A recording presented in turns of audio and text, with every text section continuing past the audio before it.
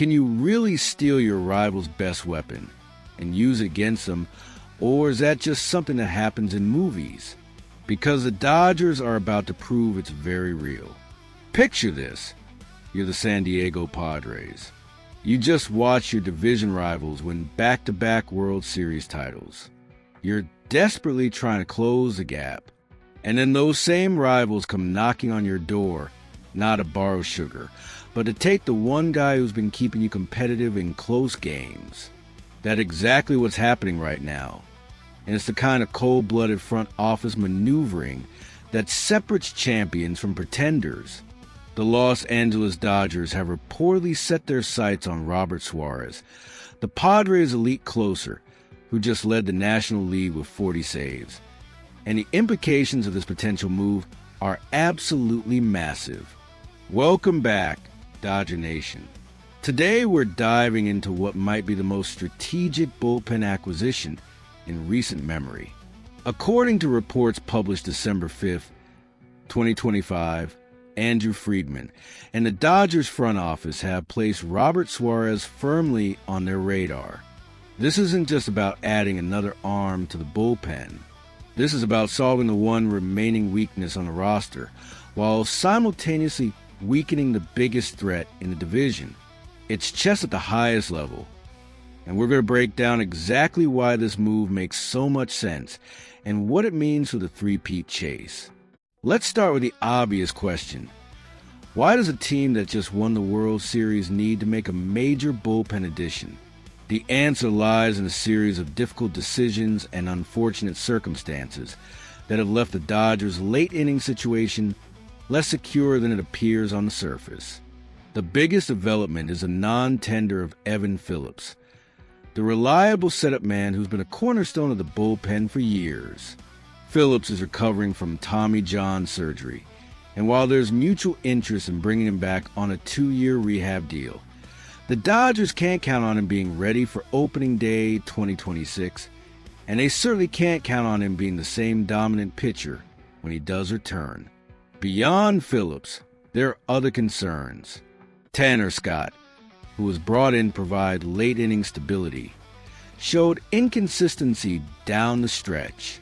Michael Kopech and Kirby Yates are both free agents, creating uncertainty about who's even going to be in the bullpen come spring training. Buster Gratterall continues to deal with injury questions that make him unreliable as a primary closer option. When you add it all up, the bullpen suddenly looks like the one area where the Dodgers aren't clearly superior to their competition. And for a front office that's obsessed with eliminating weaknesses, that's unacceptable. Enter Robert Suarez, and suddenly everything makes sense. At 34 years old, Suarez is having the best stretch of his career. In 2025, he recorded 40 saves with a 2.97 ERA. Over the past 2 seasons combined, he's accumulated 76 saves, establishing himself as one of the most reliable closers in baseball. But it's not just about the save totals. When you dig into the underlying metrics, you see a pitcher who's genuinely elite at getting outs when it matters most. Suarez's calling card is his electric fastball. Even at 34, he's averaging 98.6 miles per hour on his heater. That's not just good for his age, that's elite by any standard. He can blow hitters away with pure velocity, but what makes him truly special is his secondary pitch.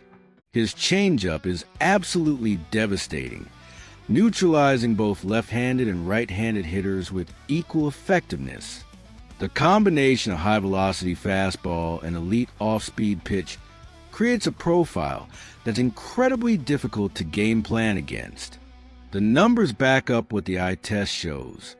Suarez posted a strikeout rate of 27.9% in 2025, meaning more than 1 out of every 4 batters he faced went down on strikes.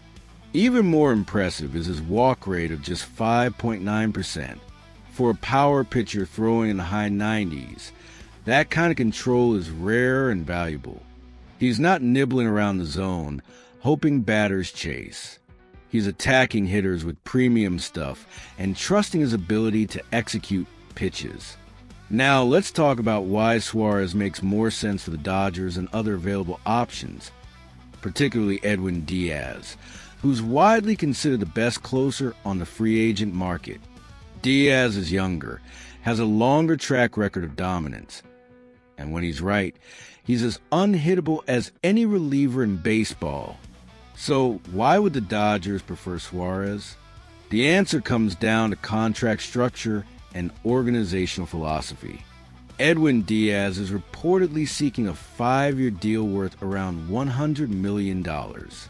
That's closer money at its absolute premium. And while Diaz might be worth that in terms of pure on-field value, Andrew Friedman has a well-documented reluctance to give long-term contracts to relievers. The injury risk is too high. The volatility is too great. Relievers can be dominant 1 year and completely ineffective the next, and locking yourself into 5 years of guaranteed money is the kind of move that can haunt a franchise. Robert Suarez, on the other hand, projects to command something in the range of 3 years and $48 million, potentially reaching $60 million with incentives.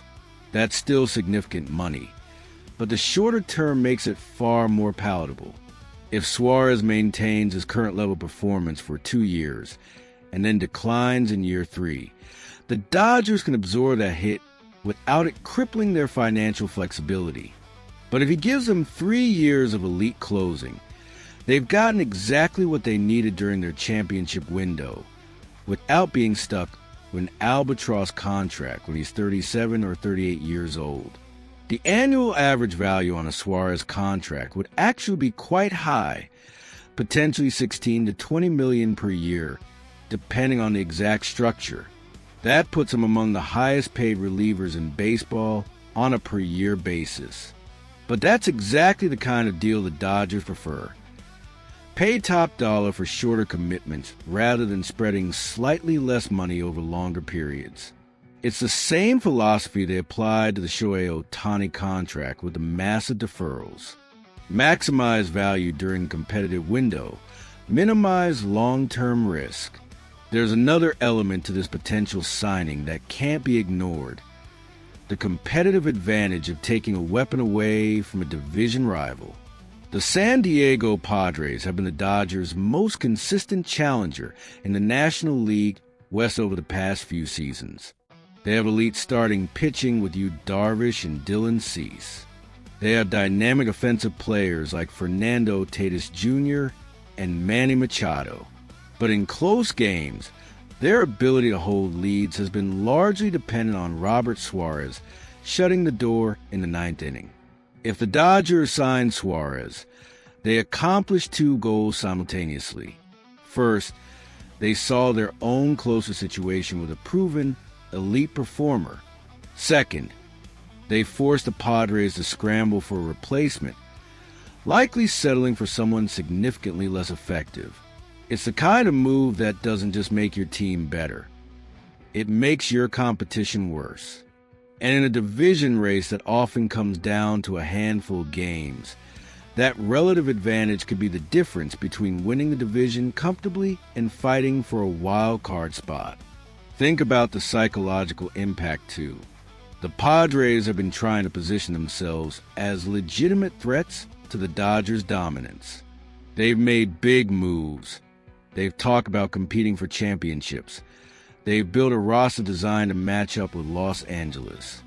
And then the Dodgers come in and take their closer.